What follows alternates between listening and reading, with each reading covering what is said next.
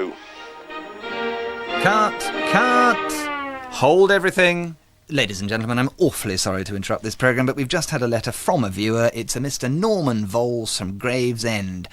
Dear Top Gear, that Bentley is not a people's car, not at £140,000 odd. What are you lot on? If I hear another Top Gear presenter say this car is only £100,000, I will set my beard alight. What I want to see is cars for around £1,000. But you lot wouldn't know a cheap car if you fell over it. With your BMWs and your Kevin Klein trousers, you're just a crowd of... Oh, Mr. Voles. Well, I'm sorry you feel this way. This is very serious. This is the BBC. We're a public broadcaster. So all I can say, Mr. Voles, is we accept your challenge. First job was to hit the classified ads. Grab everything. Free papers, local papers, the lot. Because bargain cars pop up in the most unlikely places. Second job is to hit the phone as early and as hard as you can. When you're responding to ads, always say, I've rung about the car rather than the Fiesta. That way, if it's a trader, pretend to be a private seller, you'll catch him out because he'll say which one. And always ask direct questions. Don't just say, is the car in good condition, because you'll always get a yes. Better to say, are there any holes, tears or burns in the upholstery? Any scratches, rust, dents on the body? Does the engine smoke? Is the service history fully stamped up, etc., etc.? That way you'll get clear, honest answers and few wasted journeys. But look, we've just found our first prospect. It's cheap, it's low mileage and it's at a dealer. A 1982 Talbot Sunbeam 1.3. And don't laugh, it's not even running. So what's the story behind this then? This was owned by an old lady who lived only round the corner from the garage. She's had it from new. It's done a genuine 19,000 miles. Ho ho! I'm here to tell you, this little gem feels as tight as a trampoline. Lovely, sweet little engine, crisp little box. Now the thing about this is, it may not be the most stylish car in the world. It may have as much cred as a misfiring moped. But what you are buying is a 20,000 mile motor car. You could run this car for 2-3 years without any major bills, and all for less than 600 quid. How cheap do you want them? And even more glamour, an F-Reg Volvo 340 in varicose vein blue. I've owned the car from brand new. It's always been very reliable. I've had it serviced every 6 months at a Volvo dealer. In fact, I'm quite sorry to be parting with it. It's been a joy to have. And what's the mileage? 65,000. And a full Volvo service history? Yes. While Susan's gone to get the registration document and the MOT, let me just show you what a cracking little car this is. It's all about provenance. We're talking to the person who bought it new, who has driven it for the last 9 years and serviced it religiously at a Volvo garage every time. It's got Volvo mats in it. It's got the dealer plates on the back window, the dealer sticker. It's absolutely mint. It really is.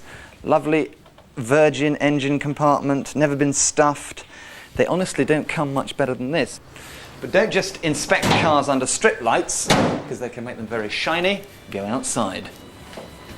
Where I could see that it had never even had so much as a lick of paint. Just look at that flank, not even a parking dent, and an interior that could only be described as pristine.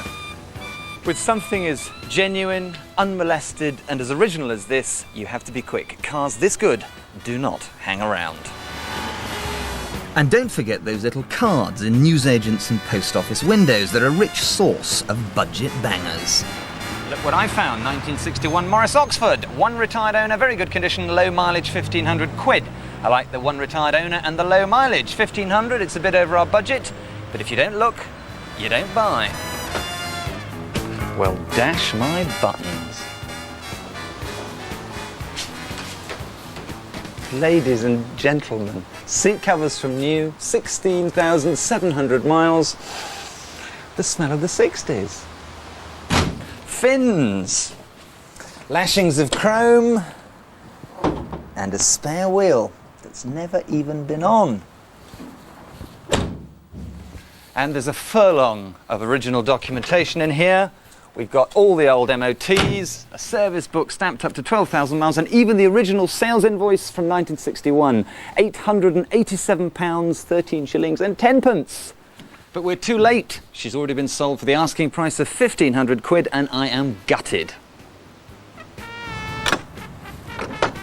And part of your armoury has to be the Auto Trader, simply because they've got lots and lots of regional editions and it's stuffed with cars. There is even a bargain buys section for motors under £1,000. With this, get it on the day of publication and get it as early as you can, otherwise all the cheap cars go. But look what we've got here. 1984 Triumph Acclaim, 22,000 miles, £900. I'm off.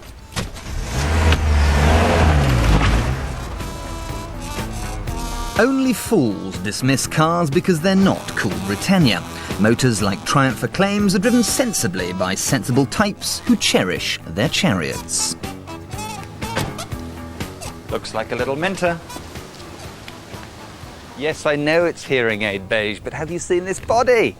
Absolutely no dings, marks, blisters, scratches, dents.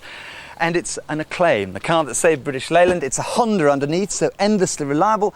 The mileage, 22,500 only, supported by a full and continuous service history. Be still, my beating heart. This one I just have to drive.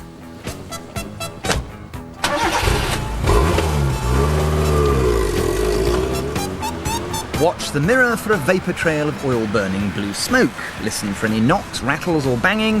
Keep an eye on all the gauges and warning lights and make sure it doesn't change lanes when you brake. Drives like a dream, sir. But I know what you're thinking. Beige Triumph Acclaims are for people who wear suede shoes and cavalry twill trousers. What you have to remember at this level is you cannot be fussy. You are buying value and quality. With 22,000 miles, this car will run for 4 or 5 years and cost you next to nothing. And that is what matters.